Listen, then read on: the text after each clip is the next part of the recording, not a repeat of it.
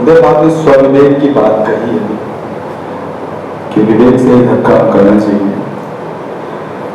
तो ये अभिभावक और बच्चों का जो रिलेशन है उसमें विवेक से ही आदमी काम करता है। बच्चों को सारी सुख सुविधाएं दी जाती हैं उनके विकास के लिए। आपसे जोड़ के मैंने ये जाना, किसी के साथ किसी को बदला नहीं जा सकता जब तक वो नहीं चाहेगा। तो मैं अपनी व्यक्तिगत बात कर रहा हूँ, बच्चों के लिए सारी सुख सुविधाएं मैंने दी, और अगर वो किसी अट्रैक्शन में, वो अट्रैक्शन कोई भी हो सकता है, फिजिकल अट्रैक्शन हो, साथ पढ़ते हैं, आजकल लड़के लड़कियां भी साथ पढ़ते हैं, कोई जाके कोई अच्छे मुकाम पे चला जाता है, तो बच्चा अपने तर्क से वहां जाने के लिए जिद करने लगे। कारण कोई भी हो सकता है और संसाधन बड़े सीमित हैं गुरु जी, जैसे और जिम्मेदारियां भी हैं और बच्चों की जिम्मेदारियां हैं। तो अब वो बच्चे की सेल्फिश है कि वो धर्म संकट में डाले और हमको बात भी करे वो किसी तरीके से, हमें सारे ऑप्शन बताए कि ये हो सकता है, वो हो सकता है।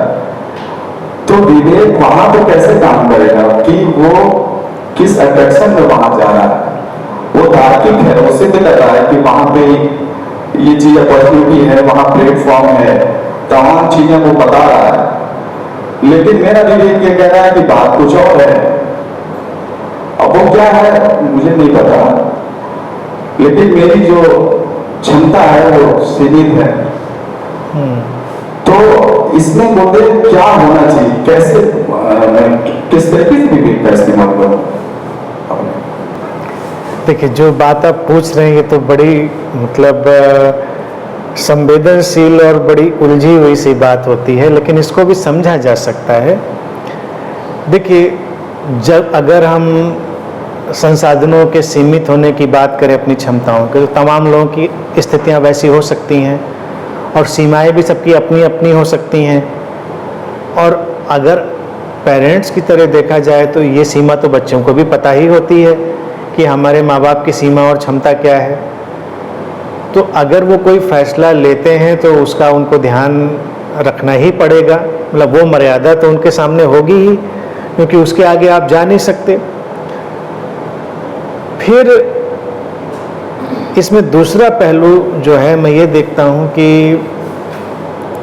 वजह कोई भी हो, कोई आकर्षण या कोई जो अगर हम अपने मन से सोच रहे हैं, लेकिन अगर वो मान लीजिए पढ़ाई की बात हो तो उसमें हमको पहले देखना पड़ेगा पढ़ाई की परफॉर्मेंस क्या है।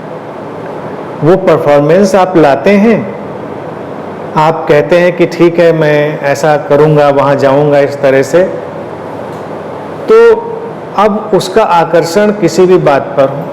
अब ये नहीं मैं कहूँगा ड्रग्स पे आकर्षण हो तो वो भी ठीक है, वो तो फिर पूरी तरह से नष्ट करने वाला हो जाएगा, उस पर तो हम सख्ती भी कर सकते हैं। भाई पेरेंट्स की आज़ादी का मतलब ये नहीं कि हम कहें नहीं नहीं ठीक है सब ठीक है। जो चीज़ पूरी तरह से गलत सिद्ध है और प्रमाणित है समाज में, उस पर तो हम पूरी सख्ती भी कर सकते हैं कि ये बात नहीं है, कितने भी तर्क कोई दे। लेकिन जैसे आपने वर्ड फिजिकल अट्रैक्शन उपयोग किया, उसकी बात अगर करें तो ये एक आजकल के समाज में जो जनरेशन है उसके लिए धीरे धीरे बहुत सामान्य घटना होती जा रही है, और हमको विकसित समाज में इसको सामान्य घटना की तरह ही देखना पड़ेगा। अगर इसको हम असामान्य मानने लगेंगे तो समस्याएं होंगी। है तो कोई बात नहीं, और आप अपना काम करिए पूरी तरह से। पढ़ाई कर रहे हैं तो पढ़ाई में परफॉर्म करिए, जॉब कर रहे हैं तो जॉब में परफॉर्म करिए, जो भी कर रहे हैं उसको परफॉर्म करिए, उसकी गुणवत्ता बनाइए, तो हमें कोई अड़चन नहीं। पेरेंट्स का एटीट्यूड होना चाहिए, हमें कोई अड़चन नहीं।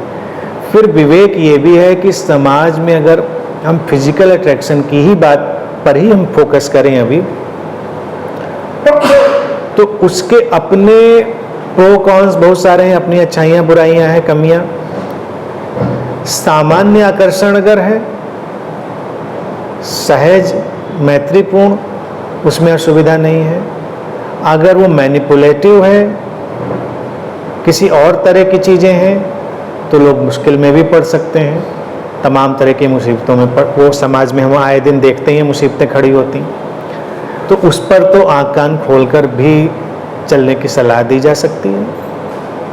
तो ये एक विषय आज की जनरेशन पे पेरेंट्स को बहुत विवेकपूर्वक समझना पड़ेगा कि इसको तूल ना दिया जाए। संबंधों को, उनके आपसी मित्रताओं को, शारीरिक मानसिक कैसे भी हों, उनको हमें सामान्य रूप से स्वीकार कर लेना चाहिए। उस अड़चन में, झंझट में बहुत नहीं पड़ना चाहिए। मुख्य चीज़ यही कहनी चाहिए कि क्षमताएं आप जानते ही हैं, सीमाएं आप जानते ही हैं, और मेरा कंसर्न ये है कि आप जीवन में आगे बढ़ें, पढ़ाई ठीक करें। वो सारी चीज़ें आप ठीक करते हैं तो इग्नोर किया जा सकता है इन बातों को।